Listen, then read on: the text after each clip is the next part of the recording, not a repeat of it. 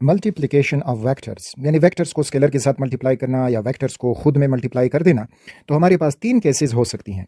पहला केस जो हमें मिलेगा कि अगर हम कभी भी एक स्केलर क्वांटिटी को वेक्टर से मल्टीप्लाई करेंगे, ये हुआ स्केलर क्वांटिटी और मल्टीप्लाइड वेक्टर क्वांटिटी, बस मैं वी और उसके ऊपर एरो लगा दूंगा। तो रिमेंबर, इससे आपको आंसर हमेशा वेक्टर का मिलेगा, हमेशा ये वेक्टर आंसर आपको मिलेगा। फॉर एग्जाम्पल, अगर हम मास एक स्केलर क्वांटिटी है, इसको मल्टीप्लाई करें acceleration that is a vector quantity, you will get answer for that is force, और force is a vector quantity. तो ये हमेशा बस ये रूल आपने याद रखना होगा कि वेन एवर एक स्केलर और वेक्टर की मल्टीप्लिकेशन होगी तो हमें मिलेगा वेक्टर आंसर में। दिस इज पहला rule for multiplication of vectors.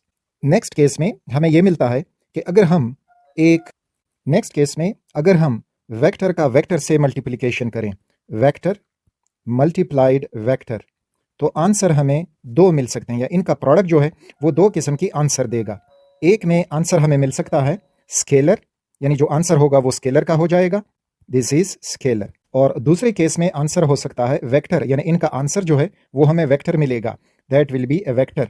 Answer जब स्केलर आएगा तो इसको हम कहेंगे स्केलर प्रोडक्ट, ये कहलाएगा स्केलर प्रोडक्ट, और also known as dot product. बस ये कन्वेंशनली दिया गया है डॉट प्रोडक्ट, हालांकि दोनों में हम मल्टीप्लिकेशन करते हैं। यहां पे जब वेक्टर वेक्टर से मल्टीप्लाई होकर आंसर वेक्टर मिलेगा तो इसको हम कहेंगे वेक्टर प्रोडक्ट, ये हो जाएगा वेक्टर प्रोडक्ट। और इसको दूसरा टर्म दिया जाता है क्रॉस प्रोडक्ट। दोनों में मल्टीप्लिकेशन है, बस इधर मल्टीप्लिकेशन को हम, यानी वेक्टर ए था that was multiplied with vector B, लेकिन उनकी जगह अब डॉट लिखा जाता है, तो ये बी से मल्टीप्लाई हुआ और आंसर हमें सी मिला, but C is a scalar, तो इस वजह से इसको डॉट प्रोडक्ट, बस स्केलर प्रोडक्ट को डॉट प्रोडक्ट से हम डिनोट करेंगे या कहलाते हैं। क्रॉस प्रोडक्ट में अब ये होगा कि एक वेक्टर ए है मल्टीप्लाइड, तो उसके लिए हमने क्रॉस लिखा और बी वेक्टर के साथ मल्टीप्लाई होके आंसर हमें सी वेक्टर का मिला, तो ये अब कहलाएगा क्रॉस प्रोडक्ट। तो यहाँ पे डॉट और यहाँ पे क्रॉस, नथिंग डिफरेंस, उसमें मजीद डिफरेंस कुछ भी नहीं है, दोनों में मल्टीप्लिकेशन है, बस एक में मल्टीप्लिकेशन डॉट से, और जिसमें डॉट से रिप्रेजेंट किया जाता है या कहलाया जाता है तो वो स्केलर प्रोडक्ट, और जिसमें क्रॉस से रिप्रेजेंट किया जाएगा तो वो होगा वेक्टर प्रोडक्ट, यानी उसमें आंसर वेक्टर मिलेगा और यहाँ पे आंसर हमें स्केलर क्वांटिटी मिलेगी। इस लेक्चर में हम स्केलर प्रोडक्ट या डॉट प्रोडक्ट के बारे में पढ़ेंगे और नेक्स्ट लेक्चर पर हमारा वेक्टर प्रोडक्ट या क्रॉस प्रोडक्ट होगा।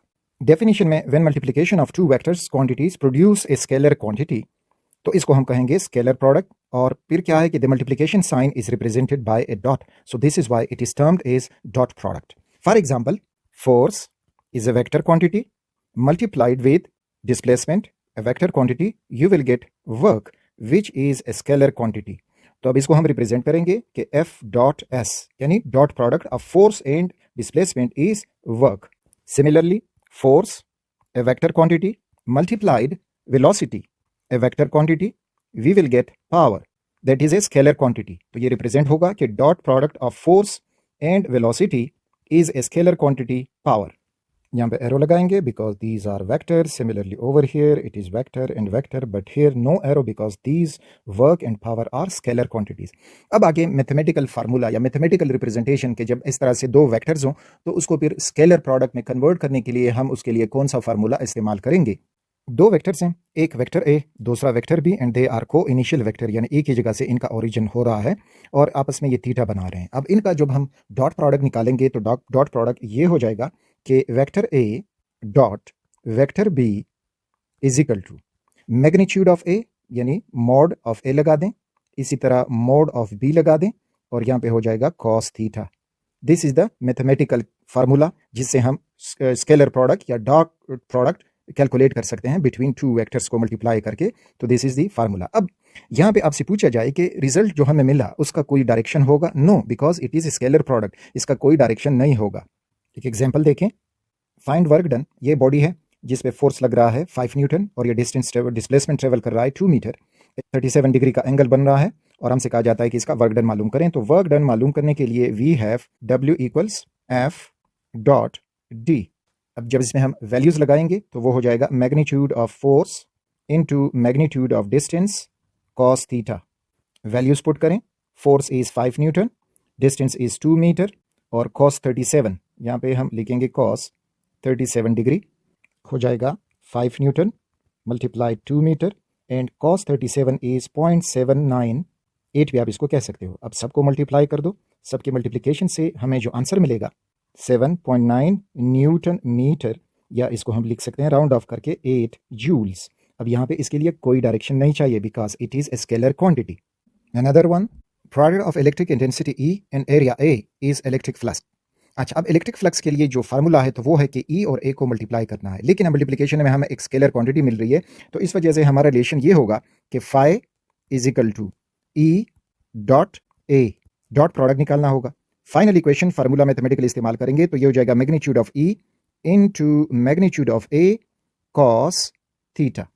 तो इस रिलेशन से अब हम फाई को मालूम कर सकते हैं अगर हमें इनके मैग्नीट्यूड दिए जाएं, और कॉस थीटा नहीं भूलना, स्केलर प्रोडक्ट में हम कॉस थीटा का इस्तेमाल करते हैं डॉट प्रोडक्ट में या स्केलर प्रोडक्ट में। Special cases according to cos theta. अब कॉस थीटा की वैल्यू जो है यहाँ पे वो स्पेशल केस हमें मिलते हैं। हमारा जो रिलेशन था तो रिलेशन में हमने पढ़ा कि vector A dot vector B equals magnitude of A magnitude of B cos theta. अब अगर हमारे पास थीटा हो 0 डिग्री, तो जब ये 0 डिग्री होगी तो हम यहाँ पे जब वैल्यू पुट करेंगे तो हमारे पास, मैं डायरेक्ट वैल्यू पुट करता हूँ, A magnitude B magnitude cos 0, और कॉस 0 जो है वो 1, तो ये हो जाएगा A magnitude B magnitude multiplied 1, so you will get answer AB। तो इस केस में इसको हम बोलते हैं मैक्सिमम इन पॉजिटिव वैल्यू, लिख देंगे कि मैक्सिमम इन पॉजिटिव वैल्यू जब कॉस थीटा 0 हो। नेक्स्ट कंडीशन हमें मिलती है अगर कॉस थीटा 180 हो, 180, तो अगेन वैल्यूज लगाएंगे तो magnitude of A magnitude of B and cos theta, यहाँ पे अब लगेगा magnitude of A magnitude of B into cos 180 minus 1, तो हो जाएगा हमारा AB और नेगेटिव हो जाएगा आंसर। हो गया हमारे पास स्केलर प्रोडक्ट नेगेटिव। और अगर थीटा 90 डिग्री का हो तो फिर ये हो जाएगा कि AB cos 90 is equal to magnitude of A magnitude of B multiplied, अब कॉस 90 जो है वो 0 का होता है, so both the magnitude multiplied with 0 you will get 0। तो इस वैल्यू को यानी स्केलर प्रोडक्ट को हम कहेंगे मिनिमम, ये बिल्कुल बहुत ही कम, ऑलरेडी 0 आ रहा है, 0 है। Maximum scalar product vector A vector B are parallel. Parallel का मतलब ये कि इनमें अब जो थीटा है दैट इज 0 डिग्री। कैसे? फॉर एग्जांपल ये A वेक्टर जा रहा है और इसी के ऊपर ही अब B वेक्टर, तो मैं इधर बना देता हूं, ये B वेक्टर है, तो दोनों पैरेलल हैं और इनमें जो थीटा है दैट इज 0, तो यहाँ पे कॉस थीटा हमें मिल रहा है 0 डिग्री।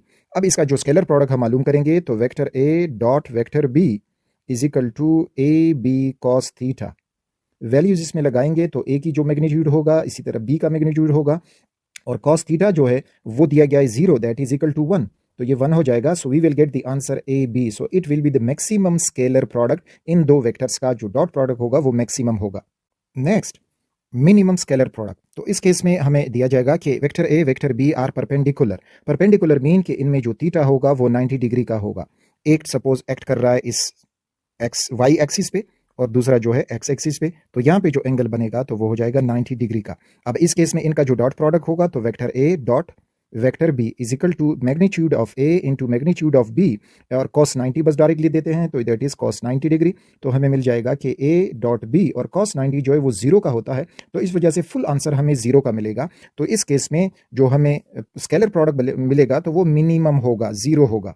नेगेटिव स्केलर प्रोडक्ट, जब वेक्टर A और B अपोजिट हों, अपोजिट मीन्स के इनमें जो हमें थीटा मिलेगा वो हो जाएगा 180 डिग्री का, यानी ये वेक्टर A एक्ट कर रहा है इस साइड पे टूवर्ड्स द लेफ्ट और वेक्टर B एक्ट कर रहा है टूवर्ड्स द राइट, तो अब यहाँ पे इनमें जो थीटा बनेगा वो हो जाएगा 180 का। अब यहाँ पे जब हम कैलकुलेशन करेंगे तो vector A dot vector B equal to A magnitude B magnitude और cos थीटा, वैल्यूज लगाएंगे तो A की वैल्यू B की वैल्यू और मल्टीप्लाइड cos 180 इज -1, तो -1 से ये मल्टीप्लाई होके आपको नेगेटिव A डॉट B का जो प्रोडक्ट होगा तो वो हमें नेगेटिव मिलेगा। सो नेगेटिव स्केलर प्रोडक्ट तब मिलेगा जब हमारे पास cos थीटा 180 का हो। तो ये 3 कंडीशन है जिससे मुख्तलिफ किस्म के क्वेश्चंस बनाए जा सकते हैं। Scalar products of unit vectors. अच्छा, यूनिट वेक्टर्स हमने वेक्टर के टाइप्स में पढ़ा था। यूनिट वेक्टर डायरेक्शन को रिप्रेजेंट करते हैं और उनका मैग्नीट्यूड होता है 1, तो जो हमारे पास एक्स एक्सिस पे बनेगा उसका डायरेक्शन हो जाएगा और उसको हम रिप्रेजेंट करते हैं I से, और ये हो जाएगा I कैप या I हैट। जो y एक्सिस की तरफ पॉइंट करता है तो वो डिनोट किया जाता है J से और J हैट, और जो z एक्सिस पे पॉइंट करेगा तो वो होता है K हैट। तो ये हैं यूनिट वेक्टर जो डायरेक्शन को रिप्रेजेंट करते हैं। x एक्सिस पे तो I, J axis y axis पे तो J, और K एक्सिस z एक्सिस पे तो K। This is x, y and z। अब इन वेक्टर्स यूनिट वेक्टर्स के डॉट प्रोडक्ट या स्केलर प्रोडक्ट को फाइंड करते हैं कि उससे हमें क्या मिलेगा, यानी I dot I, J dot J और K डॉट K। तो डॉट प्रोडक्ट के लिए हमारे पास हो जाएगा magnitude of I into magnitude of I cos theta, ये डॉट प्रोडक्ट के लिए कॉस थीटा। अच्छा, अब यहाँ पे चूंकि ये यूनिट वेक्टर हैं तो इनकी वैल्यू होगी 1 और मल्टीप्लाइड 1। कॉस थीटा अब फाइंड करना है, तो कॉस थीटा जब दोनों एक ही डायरेक्शन में जा रहे हैं, दोनों आई हैं, तो इस वजह से इनके दरमियान जो कॉस थीटा होगा वो हो जाएगा 0। तो यहाँ पे हो जाएगा 0 डिग्री, और कॉस 0 जो है वो 1 के बराबर होता है, तो 1 multiplied 1 multiplied 1 is equal to 1, तो आंसर भी हमें 1 मिलेगा। सिमिलरली जे डॉट जे, तो जे मल्टीप्लाइड जे का मैग्नीट्यूड और कॉस थीटा, और इसी तरह से यहाँ पर भी वो यूनिट वेक्टर हैं, तो 1 1 मल्टीप्लाइड कॉस थीटा अगेन 0 है तो वो 1 लिख देते हैं डायरेक्टली, तो इनसे भी हमें आंसर मिलेगा 1। के डॉट के, इनके डॉट प्रोडक्ट से के डॉट के कॉस थीटा, और ये हमें अगेन 1 मल्टीप्लाई 1 मल्टीप्लाई कॉस 0 जो है that is 1, so you will gate 1। तो जब भी आप ये यूनिट वेक्टर एक जैसा हो, आई को आई से मल्टीप्लाई करके प्रोडक्ट हासिल करोगे, जे का डॉट प्रोडक्ट, के का डॉट प्रोडक्ट, सब का डॉट प्रोडक्ट आपस में 1 मिलेगा आपको। अब हम इनको एक दूसरे के साथ मल्टीप्लाई करते हैं, यानी I dot J, J dot के एंड के डॉट आई। अब इनको सॉल्व करते हैं, तो magnitude of I multiplied magnitude of J multiplied cos theta. अब यहाँ पे ध्यान दे दें, कॉस थीटा जब आई और जे होगा तो आई एक्स के डायरेक्शन में और जे जो है वो वाई के डायरेक्शन में, तो यहाँ पे जो थीटा बनेगा that will B of 90 degree. तो इस तरह से आई जे इनकी वैल्यू 1 1 है, यूनिट वेक्टर है, और मल्टीप्लाइड कॉस 90, तो कॉस 90 हमारे पास 0 के बराबर होता है, सो आंसर हमें मिलेगा 0। सिमिलरली जे और के को करें तो जे मैग्नीट्यूड मल्टीप्लाइड के मैग्नीट्यूड और अगेन कॉस थीटा। अब यहाँ पर भी हमें थीटा 90 का ही मिलेगा, ये ले लें जे जो y के डायरेक्शन में है, और ये हुआ k जो k के z के डायरेक्शन में है, और इनको अगर आप देख लोगे तो ये 90 डिग्री के साथ हैं, so again 1 multiplied 1 multiplied 0, so you will get 0। इसी तरह k और i, तो इसके लिए हो जाएगा k multiplied i cos theta, और यहाँ पर भी आपको कॉस थीटा 90 का मिलेगा, यानी ये हुआ z एक्सिस, ये हुआ x एक्सिस, यहाँ पे i है और यहाँ पे k है, और इनमें एंगल आपको 90 का मिलेगा। सो यहाँ पे अगेन 1 मल्टीप्लाइड 1 और cos theta is equal to 0, so you got 0। So इन कैलकुलेशन से हमें एक शॉर्टकट जो रिजल्ट मिला तो वो ये है, तो रिजल्ट ये, scalar product of two same unit vector is 1 and scalar product और dot product of two different unit vector is 0। So these are the 2 points, remember these. Angle between the 2 vectors in dot product, तो dot product में अब हम उन दो vector के दरमियान angle यानी थीटा की वैल्यू कैसे फाइंड करेंगे। तो जो डॉट प्रोडक्ट का फार्मूला था तो वो ए और बी वेक्टर के दरमियान, तो magnitude of A into magnitude of B, और हमने लिखा cos theta is equal to vector A dot vector B. अब हम ये थीटा फाइंड करना चाहते हैं, तो जो मैग्नीट्यूड है वो लेफ्ट हैंड साइड से राइट हैंड साइड पे डिवाइड हो जाएगा, तो हमें मिल जाएगा cos theta is equal to vector A dot vector B divided by magnitude of A, बस लिख देता हूं मैग्नीट्यूड ऑफ बी। अभी हमें थीटा चाहिए, तो कॉस को हम दूसरे साइड पे वो भी डिवाइड हो जाएगा और डिवाइड होकर इनवर्स पे लगा देंगे, so theta is equal to cos हो जाएगा cos inverse into vector A dot vector B divided by magnitude of A magnitude of B, और ये so this is the relation कि हम दो वेक्टर्स के दरमियान डॉट प्रोडक्ट में किस तरह थीटा मालूम कर पाएंगे। न्यूमेरिकल्स वगैरह के लिए ये इस्तेमाल होगा।